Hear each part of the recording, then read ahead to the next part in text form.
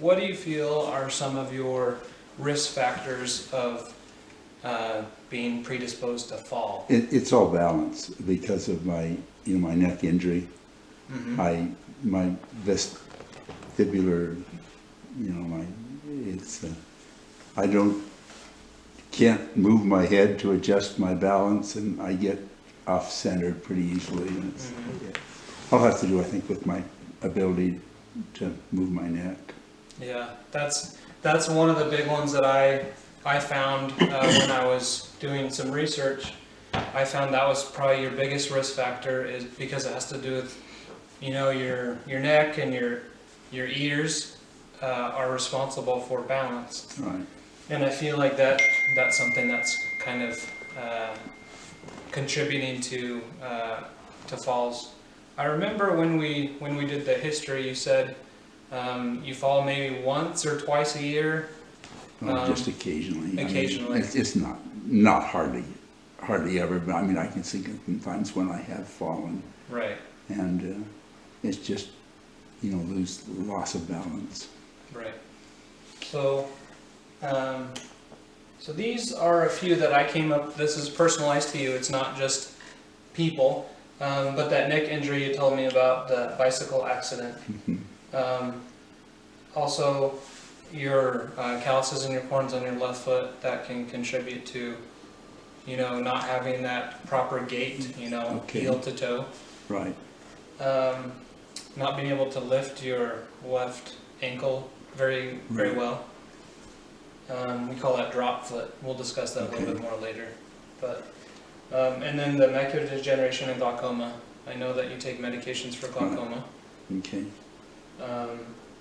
And then nocturia, that just means, you have to get up and pee at nighttime. History of falls, snow and ice in the winter months. Okay. And we'll just go over some things that we can do about that. Okay. Age, just as we age, balance. It's harder. Not getting your feeding right, your balance. So those are just some of the risk factors why I feel like this should be discussed. Okay. And then these are some of my ideas, and we can discuss ways to overcome these risks. Okay. So we'll discuss later in the session about foot care, about the calluses and the corns. Okay. I know we talked about this briefly before, but consider seeing a podiatrist to allow greater foot mobility. Perhaps surgery or a specialized shoe might be beneficial. Okay. Continue taking your Combigan and Lieutenant Prost to help with the vision. And I feel like this is just kind of a general, but drinking later in the night will cause you, to have More to pee later. Need to get up, yeah. So, do you feel you follow the 2-hour window, or is it that's kind of tricky to follow? I probably am not. I'm aware of that, but I probably don't. I'm not super conscious of not drinking stuff close to bedtime. Right. If you're thirsty, you're thirsty, yeah, right? So, but that is a good suggestion. Yeah. I know it's also, I've been counseled that I shouldn't eat too late at night also because of, I have trouble with nightmares and bad dreams, and so probably would be a good idea if I just didn't consume anything after dinner time. True. Always easier than said than done, isn't it? It is, yeah.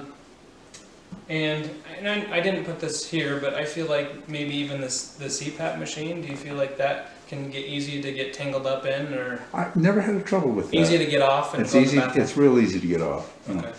Good. I just have a little lever on each side. I just pop it right off, and it's not a problem at all. Good. I think we discussed this as well when we talked about the mobility and fall risk. But there are kind of motion sensor lights that we have them. You do have some? Yeah. Perfect. And it's on the way to the bathroom? Yeah. Perfect. Good.